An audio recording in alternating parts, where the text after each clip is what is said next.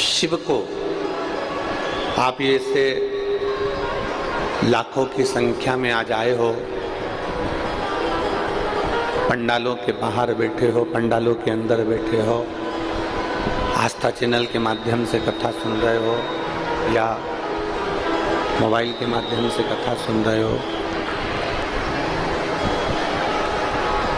आप जिस भाव से कथा का रसपान ग्रहण कर रहे हो, आप जिस भाव से भगवान शिव की पवित्र कथा का रसपान कर रहे हो, वो देवाधिदेव महादेव सहज भाव से आपको स्वीकार कर लेगा। सहजता का भाव है। ये स्पीकर ऑन नहीं चल रहा है, एक भी स्पीकर नहीं चल रहा है यहाँ, और बाहर की इधर की आवाज खोलिए।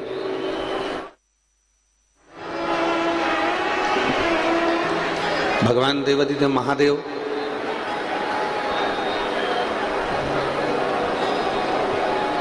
आपकी सहज भाव से, सरलता से, सहजता से रीझ जाते हैं।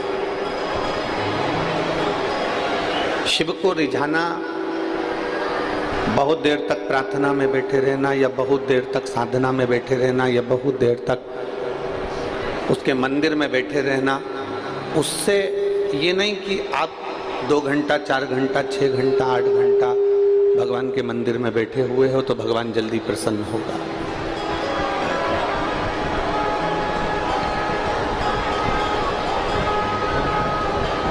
कई लोग ऐसे होते हैं जिन्होंने ये विचार कर लिया कि मंदिर में बैठे रहेंगे तो भगवान जल्दी प्रसन्न हो। कई लोगों ने ये विचार कर लिया कि हम तीर्थ में जाकर बैठे रहेंगे तो भगवान जल्दी प्रसन्न होगा। कई लोगों ने ये विचार कर लिया कि हम किसी पवित्र नदी के तट पर जाकर बैठे रहेंगे तो भगवान जल्दी प्रसन्न होगा। नहीं, शिव महापुराण की कथा कहती है, एक क्षण का भी अगर आप सत्संग कर रहे हैं, एक क्षण का भी भगवान शंकर का दर्शन कर रहे हैं, एक क्षण का भी आप भगवान की भक्ति कर रहे हैं, एक क्षण की भी अगर आप अविरल भक्ति को धारण कर रहे हैं तो मेरा देवाधिदेव महादेव तुम्हारे करीब में आता जरूर है। ये निश्चित है, वो पहुंचेगा। अपने जीवन में शिव को पाने के लिए, शंकर भगवान को पाने के लिए हमें कैलाश पर्वत पर जाने की जरूरत नहीं पड़ती।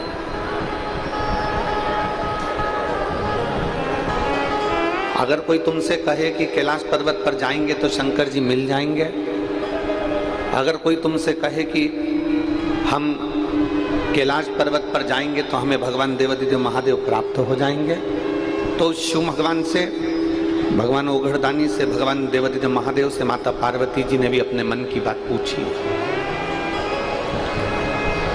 माता पार्वती जी भी भगवान शंकर से कहती हैं कि आपका निवास कहां पर है, आप कहां रहते हो।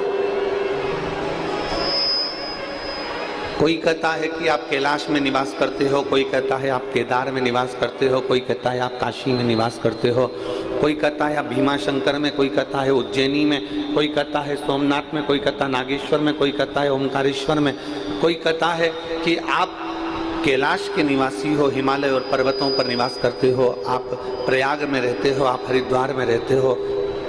कई लोग कहते हैं, माता पार्वती जी भी शिव जी से कह रही हैं कि दुनिया के लोग कहते हैं कि आप यहाँ निवास करते हो,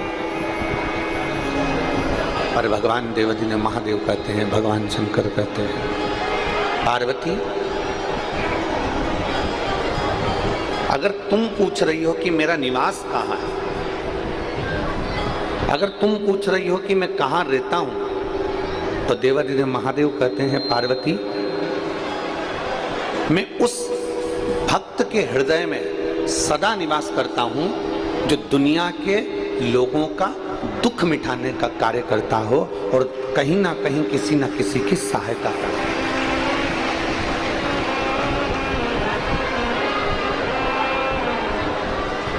और तेरी कृपा बिना एक भी अणु लेते हैं श्वास तेरी कृपा